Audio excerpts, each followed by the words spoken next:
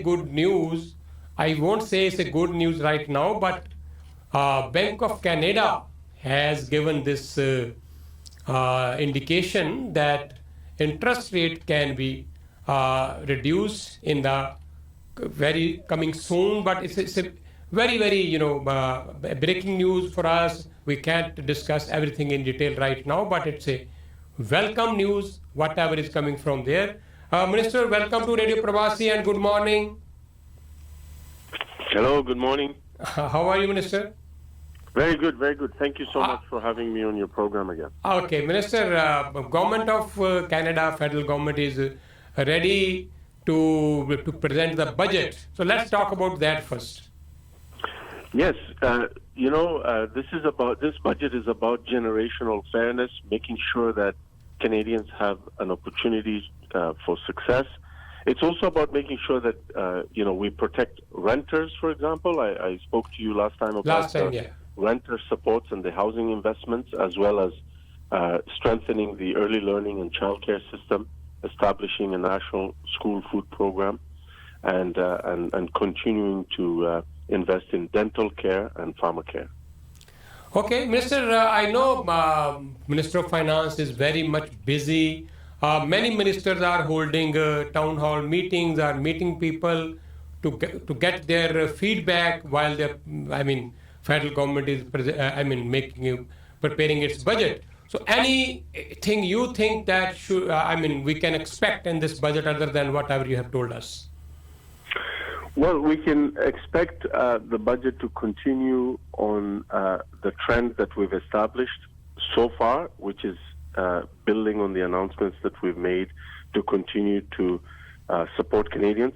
This budget is really about establishing generational fairness, making sure that young people have a chance for success while continuing to also invest in other Canadians, particularly children through the National Childcare Program, making sure that we're investing in dental care, access for low-income seniors as well as low-income families with children, enabling people to have access to affordable medication through investments in pharmacare, continuing our investment through the Canada Child Benefit that delivers more money in the pockets of 9 out of 10 families, and building more housing and doing it faster through investments in the Housing Accelerator Fund, which will deliver 750,000 new homes, but also helping first-time home buyers through the new first-time home savings account,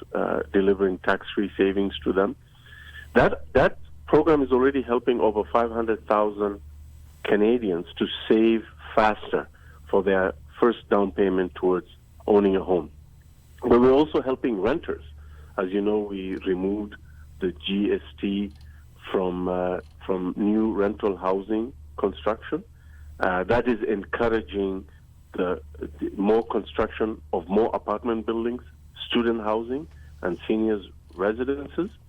But we're unlocking an additional $20 billion in new financing to support up to 30,000 more rental apartments per year by increasing the annual limit for Canada mortgage bonds from $40 billion to $60 billion. We are making sure that renters get credit for any rent that they pay on time. That will count towards improving their credit when they make the jump towards home ownership.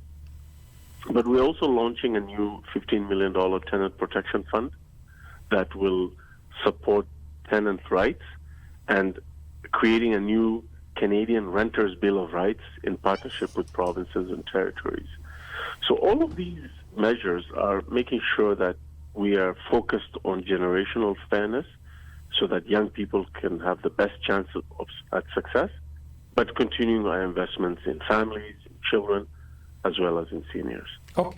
Minister, before you go, I just want to share this news with our listeners. I have already shared that Bank of Canada Governor Tiff Macklem has just announced that we can expect there can be the key interest rate can be lowered in June. It can begin in June. They are steady for a long time at 5%. I know it's autonomous body, Bank of Canada is autonomous body, but still, as a part of the cabinet, you have any reaction on this?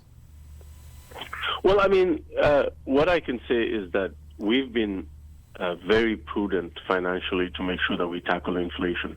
If you recall, inflation was as high as 8% in recent months, and through our consistent, prudent financial management, today inflation is at 2.8% for the second month in a row. Yeah.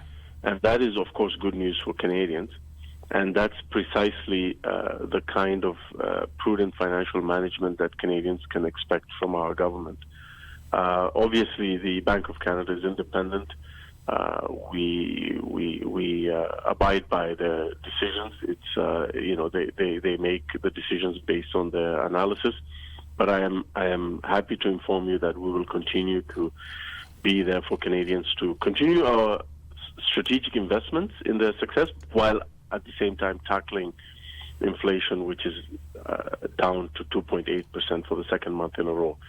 I also should mention that we, as part of Budget 2024, we will be creating a national school food program, because in Canada, no child should go home hungry at the end of a school day. This will really help to increase access to not just food, but nutritious school meals for hundreds of thousands of children.